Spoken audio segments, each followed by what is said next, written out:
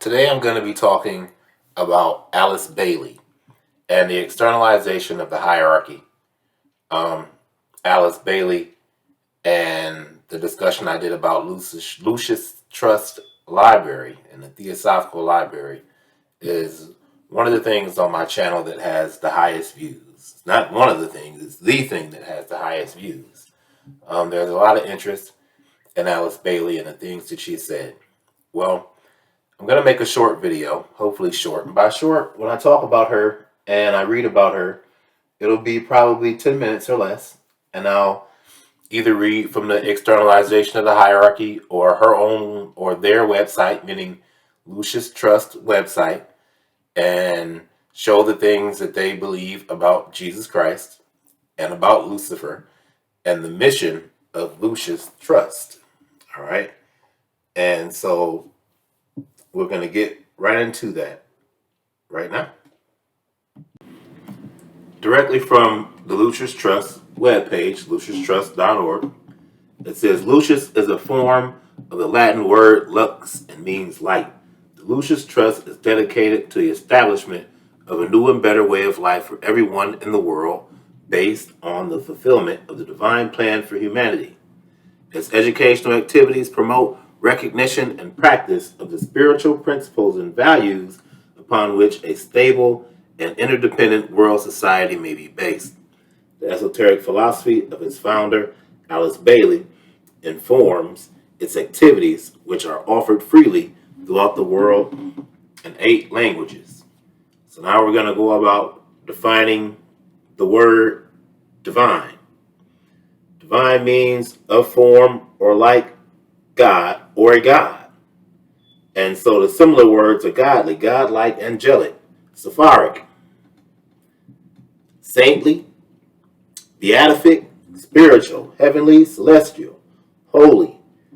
And lastly, the opposite of divine means mortal, which is pretty interesting.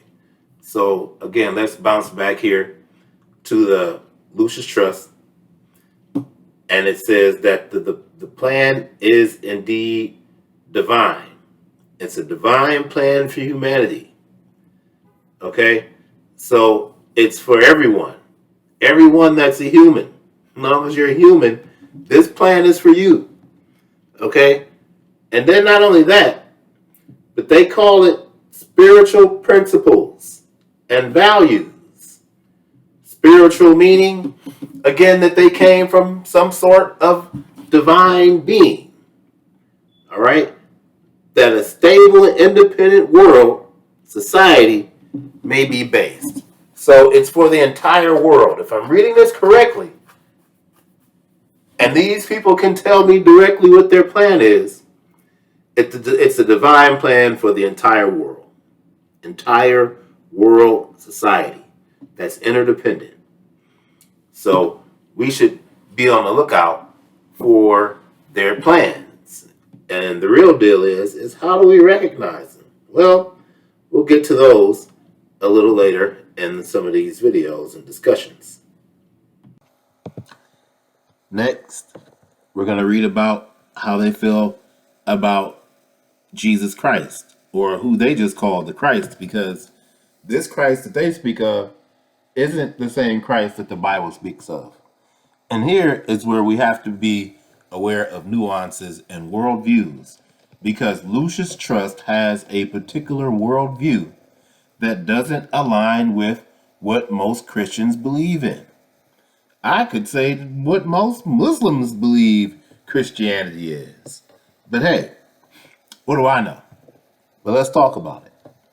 So they say that the Christ has been for 2,000 years the supreme head of the church and visible. The spiritual hierarchy, composed of disciples of all faiths. He recognizes and loves those who are not Christian, but who retain their allegiance to their founders, the Buddha, Muhammad, and others. He cares not what the faiths is if the objective is love of God and of humanity. If men look for the Christ who left his disciples centuries ago, they will fail to recognize the Christ who is in the process of returning. The Christ has no religious barriers in his consciousness. It matters not to him of what faith a man may call himself. The Son of God is on his way, and he cometh not alone.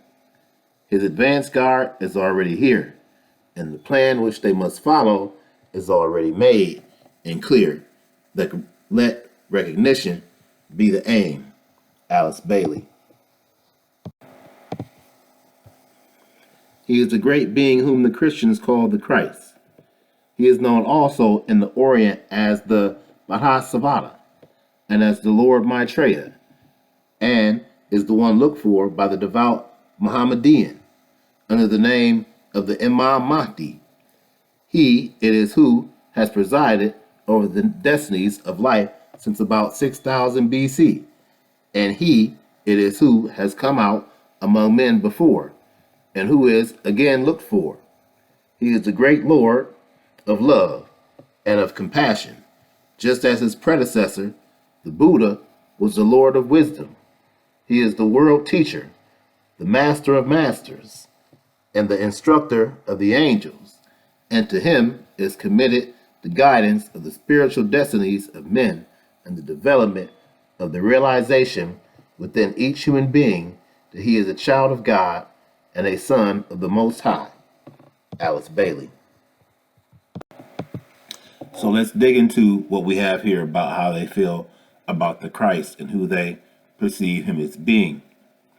They said he has indeed been ruling over humanity and the church for the past 2,000 years. That's true.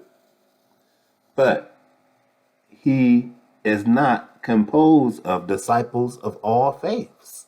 That is not true. That is a lie. They say he recognizes and loves those who are not Christian. Well, the word Christian has been made up by man to denote those who are followers of Christ. So, Christ is not accepting of those who aren't following him. So you have to follow him. You don't have to be a quote unquote Christian, but you have to be a follower of Christ to be accepted by him or included by him in salvation. All right? So they also say his followers retain allegiances to their founders, including Buddha. Christ isn't down with Buddhists. He isn't down with Muhammad and others. Whoever those others are, chances are he isn't down with those people either. So, they say they care not about what faith you are. Well, again, you have to be a follower of Jesus Christ who called himself the way. So you at least have to be a follower of the faith that Christ called the way. All right, you have to be involved in love of God and of humanity. Well, once again, you have to be following Jesus. That's what we should be concentrating on. It says, if men look for the Christ who left his disciples centuries ago, they will fail to recognize the Christ who is in the process of returning. The problem with that is that when Christ makes his return, the Bible says that every eye shall see him upon his return, because he is coming to set the record straight about who he is and the things he said he is responsible for, him and God. So, I don't know how I'm going to miss him returning if the Bible has said to me, every eye shall see him. They claim I'm going to miss him. Well, I don't know. I believe Christ told me the truth when he said every eye will see him. Nobody's going to miss him, including these people, these Lucis Trust folk, these Theosophical Society people. They're not going to miss the return of Christ. It says Christ has no religious barriers in his consciousness. Again, he's the way. So that's a barrier. If you're not following him, you're not going to get in. You're putting up a barrier for yourself. All right. And so, again, they claim he is the Son of God and he's on his way. I believe that. I also believe he's not coming alone. But what I do deny is his advance guard is already here. Because here, what they mean by the advance guard is they mean the fallen angels that are setting up this place for his return, along with those who follow the fallen angels, as in human beings who worship Satan and the fallen angels. And then we're gonna go on here. All right. It says Christians call him the Christ. That's true. But he is not known, and this is what people who follow New Age beliefs and secret societies do. They mix all the religions together. That's how he can be known as other people, because they're going to claim that Christ was just one of the many world leaders that have been here throughout time since the beginning. That's why they want to say he can be known as Buddha and Lord Maitreya and be the Imam Mahdi. They're saying that all religions are one, and we're all waiting on the return of the Christ. But the Christ, they say, is going to be the uniter of all of these religions, and he'll be recognized as that. Well, I do believe he'll be the uniter of all religions, except the ones who follow the Holy Bible and Jesus Christ. All right, moving on. He's presided over the destinies of life since about 6000 BC. That's true. Christ and God are the same. And Christ was there ever since God has been there. All right? And it says, he came out amongst men before, and he is again looked for. All right? He is the great Lord of love. He's that, and of compassion. But Christ is also a destroyer, and he's going to show these people destruction when he comes back to set the record straight. He also brings wisdom. They say he's the world teacher. He has indeed taught the world, but some of his teachings the world doesn't want to receive. All right? And so here we're going to leave that be. All right? And we'll come back with what they want to teach about Lucifer next.